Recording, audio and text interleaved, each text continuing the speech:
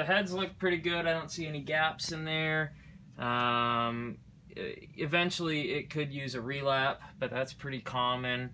And cheap, right? You said $100 per head, somewhere around there. You'd have to call John Austin or John French at JRF, depending on what coast you're in. Okay. John Austin's on the West Coast. John French is on the East Coast. And they can relap them. It looks like there's plenty of life. I couldn't tell you how much there is because they would have to tell you. They need to look at that with magnification. The only thing on these, all the guys look pretty good and they move nice. The only thing is the rubber on this one's starting to get a little old and kind of gummy. So I would recommend replacing just this guide right here. The pinch roller looks nice. The rubber's really good on that one. Okay. As far as electronics, all the meters go exactly where they need to go, and that's all measured and calibrated based on 1.23 volts. All the inputs, outputs, high frequency, low frequency equalization, bias adjustments all look great on every channel. Sound was... The sound sounds great on every channel and sounds consistent. The transport runs really nice and smooth. I don't think there's any adjustments that need to be done on there. The great thing about OTARIs is their transports are very reliable and really good. Okay. After all, they're known as like the Toyota of the tape machine world for a reason. Because they always work, man. They put like 300,000 miles on them. Great. Yeah. Okay. So, so in terms of like the heads, like if you see like a little gap, if you see like a little like a little hairline sliver thing, it'd be in the center of the head itself. But you don't see it here. No, I do not. No. And it doesn't look like there's much of a flat spot there, which means that there's probably not super much of wear. So I assume that it could be relap no problem. Yeah. Okay. But once again, that would have to be something determined by probably John Austin or John French. Because there's no gap, then probably the relapping is...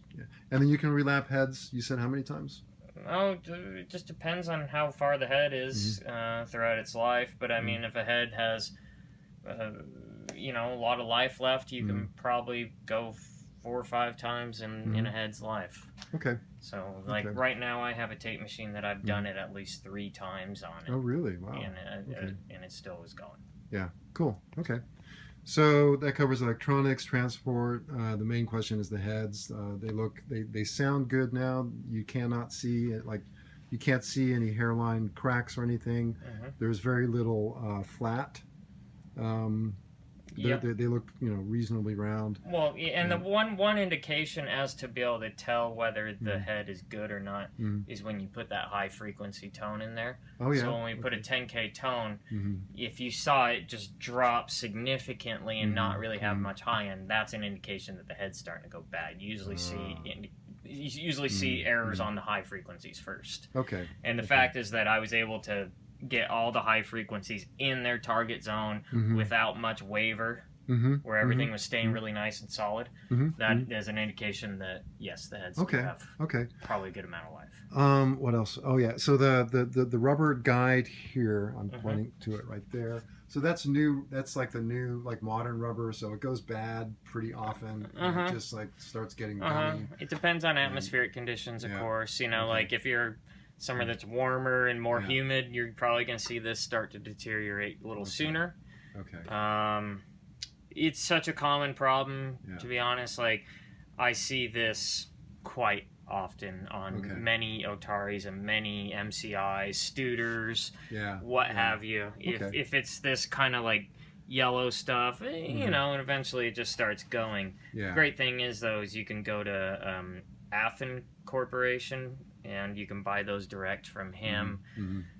I'm not sure exactly the price of that. I think they're somewhere around the $300-400 range. Okay. And that will give you, I'd say at least a decade of life. Oh, really? At that point. Oh, okay. Yeah. Okay. And the black rubber is perfectly fine, and that lasts a long time. That's the old type of rubber that. Yeah, I would leave this one alone. Yeah. The only one I'd replace is that. Okay. And then head relapping. I don't know if we talked about that, but that's, you said about $100 per head. Per head, yeah. And I think it's somewhere around there. You'd have to call them for their exact quote, obviously, Okay. because they're the ones doing the work. And Okay. what that involves is you just take this whole head stack out Mm-hmm. and you just wrap it up and mail it to them, and they're gonna take all this apart, and they take each individual head, and what they do is they put on a grinding stone and they recontour it. Oh, okay. So they grind it down. Okay. And reshape it and Okay. make it nice and round so it has no flat spots. And Okay. I guarantee you, if it were rounded out on these heads, the high frequency, if we played high frequencies, they'd be even more stable. Okay. Right now, they Okay. look very stable, meaning I'm only getting like half a decibel of waver at 10K, which is great. Okay. Oh, that's good to know. Okay. But I guarantee if these got relapped, you would Yeah. see that thing just stick right on there. Oh, okay. Okay. All right. So, overall, it's in great shape. Overall, so if you're in the middle of nowhere and you don't have a tape tech guy to come around, it looks like a lot of the calibration is pretty easy to do. Just follow the manual, run a 1K and then 10K, and then it's pretty easy. and that stuff also just comes along with the territory, as I say, with ownership of tape machines. Any tape machine. Right? Yeah, Okay. you just gotta know that there's gonna be some work that Okay. you gotta just do as I adjust things. It's like a piano. So I assume that if it were to move, it will need a calibration just because they will go out of town, Just 'cause it bouncing moves. around and moving around. Things move. All right. So the only definite thing that needs to be done is that rubber guide needs to be replaced. Yep. Otherwise, the heads, unless you start getting less frequency response or anything, then they're probably fine for. I mean, it's hard to tell exactly how long, but there's no visible indication that as far as that they're near using the it end or anything.